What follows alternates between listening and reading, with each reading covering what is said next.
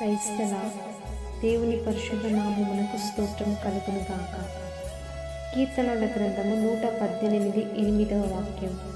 మనుషులను నమ్ముకొనుట కంటే యెహోవాను ఆశ్రయించుట లేదు.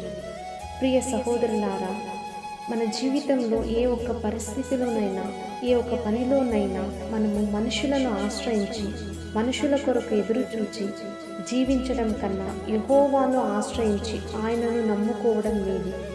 ఎందుకనగా మనుషుల గురించి పరిశుద్ధ గ్రంథంలో ఏమని చెప్పబడినదంటే, యెషయా గ్రంథం 2:22లో తన నాసికా రంధ్రములలో ప్రాణము కలిగిన నరుని లక్ష్య పెట్టకుము, వానిని ఏ విషయములో ఎన్నిక చేయవచ్చును అని మనుషుల గురించి ఇలాగు వ్రాయబడినది.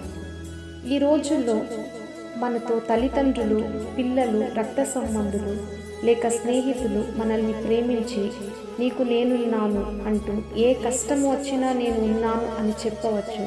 కానీ వాళ్ళ గురించి పరిశుద్ధ గ్రంథంలో ఏమని చెప్పబడినదంటే, యాకోబు గ్రంథం 4:14లో రేపేమి సంభవించునో మీకు తెలియదు, మీ జీవమే పాటిది, మీరు కొంతసేపు కనబడి అంతలో మాయమైపోవు ఆవిరి వంటి వారే. ఇలాంటి మనుషులను మనము నమ్మటం లేదా వాళ్ళను నమ్మి ఒక డెసిషన్ తీసుకోవడం వల్ల ఒకానొక రోజు చేయి విడవబడతాం. కాబట్టి ప్రియ సహోదరులారా, దేవుని ఆశ్రయించి ఆయనను నమ్ముకోవడం వలన కలిగే ఆశీర్వాదాలు చూస్తే కీర్తనలు 125:1లో యెహోవా యందు నమ్మిక ఉంచువారు కదలక నిత్యము నించు సియోను కొండవలె నుండును.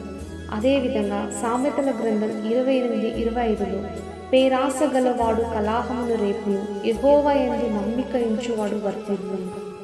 అందువలన ప్రియ సహోదరులారా, కీర్తనలు 37:3 వాక్యం ప్రకారం యెహోవా పైన మాత్రమే నమ్మిక ఉంచి మంచిది చేస్తూ ఆయనకు ఇష్టలై ఉంటూ సంతోషంగా జీవిస్తాం. దేవుడు మిమ్మల్ని ఆశీర్వదించి దీవించును గాక. ఆమేన్.